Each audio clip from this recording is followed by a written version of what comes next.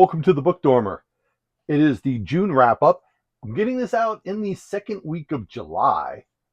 We were out of town for the first week of July, so sorry. And then when I came back, I had a little bit of projects to do because we have finally finished. I've now got 26 of these cubes just here in the dormer. 26 cubes, 24 of them have these little lifter stands I like to make. That way I can slide in an extra book and it makes better use of the space. You notice the TV is gone. We also have two double length spaces. This is what I'm calling the Malazan or the Malazan section because it's there for when the 10 volumes actually finally get released in hardback. That's what I'm going to slide in. I don't know what's going up there. Who knows? Some long series, perhaps. Anyways, there's space for it. I mean, obviously, I have more book spaces. I mean, I have another, 29 more cubes over that way and another 8 this way. I have a problem. All right, let's get talking about what got read in June. Just 3 physical books. 2 of them are pretty chunky, so it's not that bad of a word count. But what's happening in June, I teach at a conference every June, or at least June when they have it this year. And so the week leading up to it was just massive long hours prepping, and then the week of. So I got to read on the plane. I always love reading on planes. So I did get a good amount of those in, but it slowed down knocked down the number of books down to just 3. You know what? Sometimes life happens. By the way, did I mention when I came back from the conference? So the first week was prepping for the conference, then I come back and COVID. First time I got COVID. So yay for being at a conference and getting it. And I would have thought it'd be great. I'm like, okay, I'm going to sit at my house and read. Yeah, it cut into the reading. So I did get some in, but it definitely was cutting in. All right, enough excuses. Where's the excuse logo? Let's talk about the books. First book I finished in the month of June is The Lies of Locke Lamora. Scott Lynch, first published in 2016, I believe. Maybe 2006. I'll put it up on the chart here. I wrote 2026 on my little note that I have up, which, yes, he wrote it 2 years from now. Broken Binding edition. Gotta love them. In fact, you gotta love them enough before we talk about it. Artwork that's not spoiler. The back cover is the back boards would actually be giving something away. So just going with that. What's it? 530 pages in that edition. It's the Gentleman Bastard series. This is book 1 of the Gentleman Bastard series. I saw Scott several times at Gen Con, been to several of his panels. Seems really interesting. Definitely gets into his stories. It is not a completed. It's not yet a completed series. However, he's been hinting really hard about book 4 coming out, so he's back to writing on it. So hopefully, come on, Scott. All right, let's go through it. Gentleman Bastards. What's that? They're a group of elite thieves, but they're not thieves as in go steal straight from you. They're artists. They're con artists, and they're going to talk their way into your money. They are all living in the city of Camor, where there is a peace between the criminals and the nobility and the police. So they have a agreement that the thieves pretty much have carte blanche so long as you don't mess with the police or you don't mess with the nobility. But you can go after the poor people all you want and the mid-range people. It's being ran by a capo. So this is very much, the Camorra is basically late Venice, like a late Venetian style, where you have these entrenched groups and entrenched nobles that are in charge. And yeah, they were okay so long as you left them alone. They realized they could never get rid of the criminals. So they made an agreement that the criminals, who basically are acting as the police against other criminals, like, you don't go after the nobility. Naturally, the Gentleman Bastards go after the nobility because who has the money they want? And they're getting tons of money. They have just stockpiles of money. They're just doing it because that's their thing, and that's they're kind of priests, although priests of a thieving god who may or may not follow it. Yeah, it's kind of weird. Let's go through the characters. You got Locke Lamora. He was an orphan fact, these are all orphans who've been brought in. There was a Chains, the gentleman in the first picture, was the priest who was the one who would assemble the group and then would teach them all. Like they would have to learn how to be gentlemen and how to do everything properly. They weren't going to be thugs. They were going to be a little different. So you got Locke. He is the natural leader. He's got a massive amounts of energy, massive ideas, sometimes a little bit overboard on his ideas, a lot of confidence. Very, very interesting character to read about because you figure these aren't the good guys, but you're going to root for them probably because they're being just how they act or because they're running into worse people. You have Jean Tannen. That's the master of the double axes, and he is the muscle of the group. He is actually just a fantastic character. Picture, if you will, I'm reading through it and thinking about it afterwards. I think it's Samwise. Picture Samwise if Samwise could look at the orcs coming and go, and just bring it on and go fight. Super impressive character. Always willing to take the back seat and let Locke have the limelight, and he's also there oftentimes as like the voice of caution. You have the Sansa brothers. There's twins, Galdo and Callo, I believe it is, and they were a little bit older. So when Locke was first brought into the Gentlemen Bastards, the Sansa brothers kind of showed him the way. They're goofballs. They're really not meant to be leaders. They're good at what they do, but they're not leader level. Right? Some people are just individual contributors, I think is how I would call them. And then last up, you have Bug. So Locke, 4 years before the events of this book takes place, he came along as Locke's apprentice, if you would. The book is written, it's kind of funny that two of my books had kind of the same narrative. One of them was definitely talking back. There's a lot of flashbacks in Lies of Locke Lamora. So it'd be things that are in the present, and then you'd get scenes from the past. Super long chapters, like annoyingly long chapters. That was excessive, sir. The book series, it's following a competence scheme. So the Gentlemen Bastards are going to go after Don Lorenzo Salvera and his wife, whose name I forgot. Apologies, ladies. She's actually a pretty cool character too. In fact, both the Don and the wife are actually pretty interesting characters. Like the bad guys aren't horrible. The capo who's in charge of the thing, who, of course, the Gentlemen Bastards are lying about what they do because the capo wouldn't let them go after the nobility. So the capo likes Locke. For some reason, he likes him enough.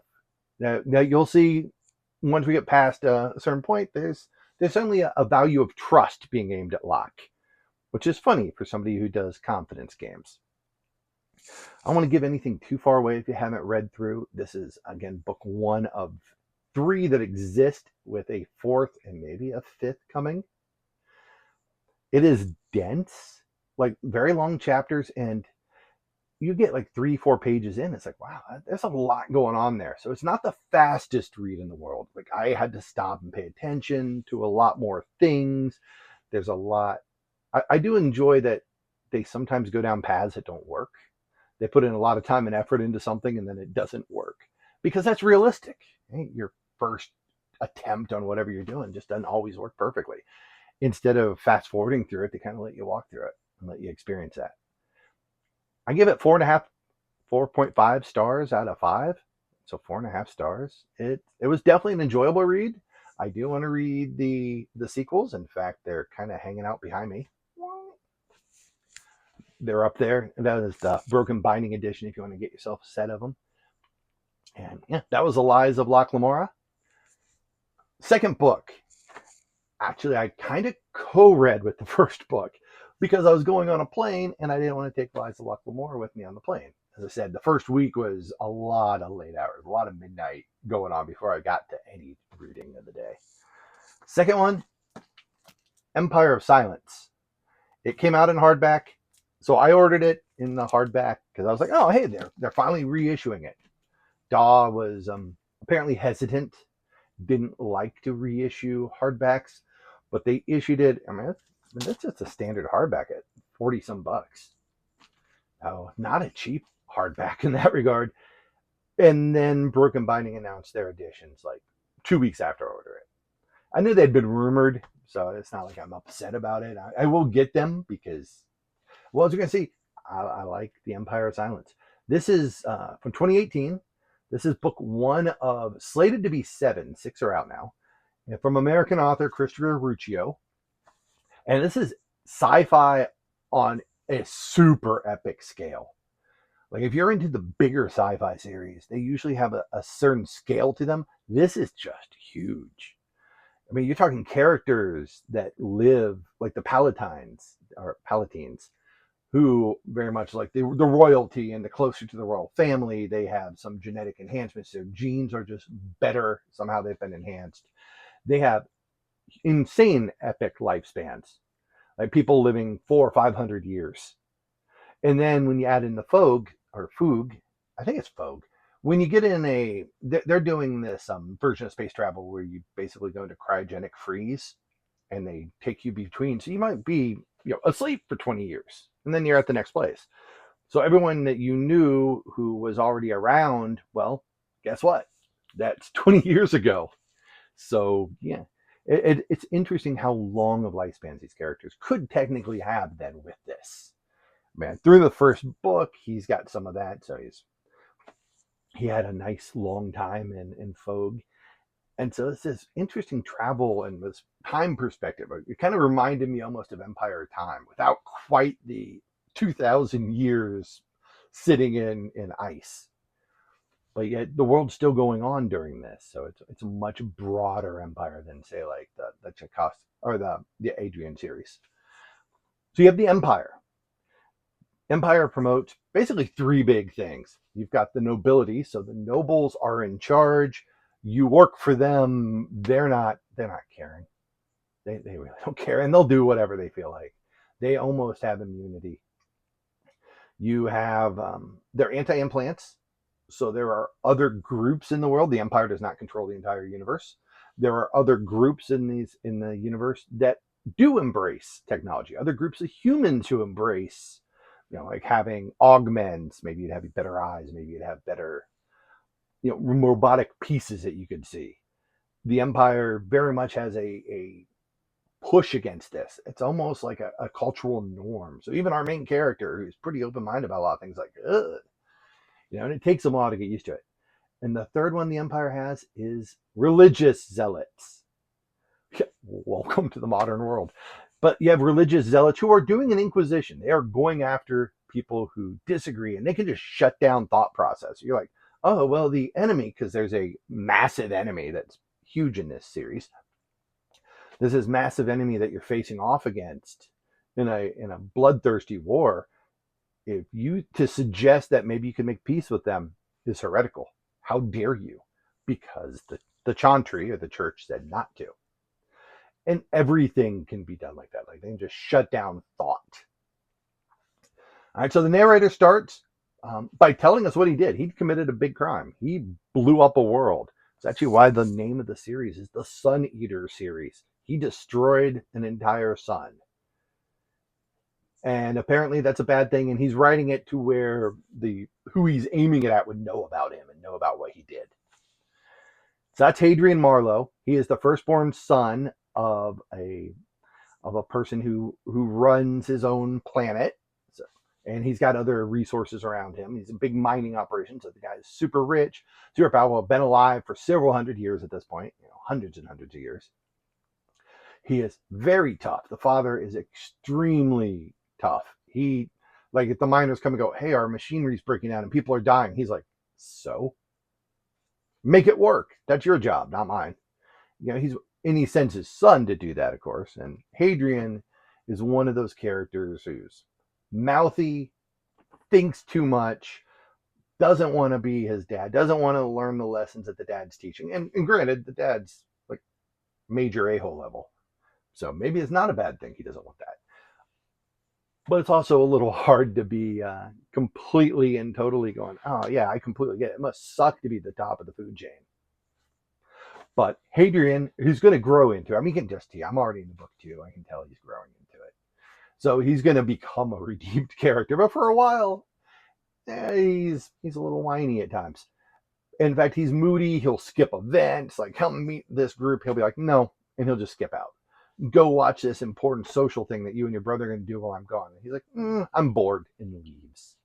Things like that. So basically, he ends up costing himself the natural slot to be the first son, the natural heir. He probably wants to just be a scholar.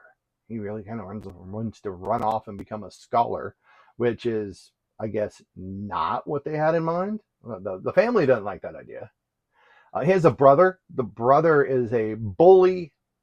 He's just an oaf, especially because you're getting all this from Hadrian's point of view, right? So Hadrian thinks this guy is just a dummy bully who just shouldn't ever get in charge, which is funny because Hadrian doesn't really want it, but he doesn't want his brother to have it. And they have it out a few times, which is funny. The brother, at a few times, like at some point, Hadrian basically is being told, guess what? You're getting sent off to the Chantry. You're going off to the church group because it's good for us. You can finally do us some good in the world because having a relative in there who can help make sure that we don't get picked on by the Inquisition would definitely help. And you can pass us information because the Chantry, the church, has understanding of technology. They have stuff they don't let others have. But he doesn't want that. He doesn't want to live that life. He doesn't want to be them. And the Chantry, they're Inquisition. They go torture people. And Hadrian doesn't like that. I mean, Hadrian hasn't killed anybody. He doesn't want to be a killer. He doesn't want to get in this lifestyle. Instead, Hadrian, who oddly enough is very good at sword fighting, better than his brother, beats his brother all the time. The brother is the, go show the people. I'm going to go fight the other gladiators and whoop them. Of course, not a fair fight. Let's not be silly. But let's go show off and be the adoring public. He's not as good at sword fighting as Hadrian, but Hadrian isn't a killer. He doesn't want to go do that. Hadrian's great at languages. He comes in, he knows a lot about languages. It's almost kind of borders the, hey, you might know a little too much, be a little too good at everything. But I think they do a good enough job on keeping that part down. He's just one of the people who's good at languages, and he had top-notch instructors, so he could learn a bunch. Hadrian finally ticks the dad off enough that the dad's sending him off to be a priest, like I said. He goes off for a week at mom's. The mom, this is hilarious. So if you had the tough dad, the mom comes from higher social rankings. So she's got high-level social mom. Or the grandmother's super high social rank, and the mom's pretty high social ranking. And so she's off, just has her own place, doesn't hang out with the dad, doesn't care. She has her own harem, guys and girls that are in her harem because you're rich and you're living for hundreds of years, and I guess depravity kind of gets built in and kept. I mean, whether or not you think that's depraved, but to Hadrian it seemed like to our character in his worldview that was wrong. Like his bully brother would go there and immediately go, ooh, harem time. And Hadrian's like, I won't do that. Yeah, Hadrian's got some mental issues. Okay, so the mom helps to escape. He sets him up to get on a ship that will take him over to the scholars' world. Well, apparently every so often when you hire shady people to do things, they ditch your body. He gets dumped on a planet. So something happens to the ship. Either everybody left it or they just took his money and bailed out and left the ship. Something weird happened. He ends up waking up, with no clothes in a rundown crap hotel or crap hospital. Somebody who goes and finds the bodies that get ditched and brings them over there and heals them up, probably to make a profit off them somehow. I'm not sure how he escapes them. Gets a little revenge on the people who had ditched him, get some of the backstory of what's happening. Lives for several years as a thief in a horrible squalor, getting beat up, getting crushed. Finds a girl who takes care of him, and then he definitely likes her. But remember, he's living for hundreds of years. She gets a plague and dies. But the average people, normal people, live like normal people. You make it 50 years in squalor, you're doing pretty well for yourself. He's going to live for like 400 if he doesn't get himself killed. So it's always an interesting one. I love when these scales happen, right? You have this, what would it be like to be him, and just watch? It's almost like the Highlander thing. Highlander, don't fall in love, Highlander. And then he falls in love with the girl, and hey, what do you know? She grows old and dies, and he never changes. It'd be similar to that. He also becomes, at some point, he figures he needs to get off this planet he's stuck on. So he decides, all right, I'll be a gladiator for a year. It's a lower level gladiator. It's not the good gladiators. They're up here. But he'd have to announce who he is. And he's still hiding from everybody that he's this palatine, that he's got this extra, special blood in him. And so even though they can all kind of tell the words he uses, he's taller, he's physically looks different because they've been genetically enhanced. But yet he still goes with it, fights, makes it through, manages to survive.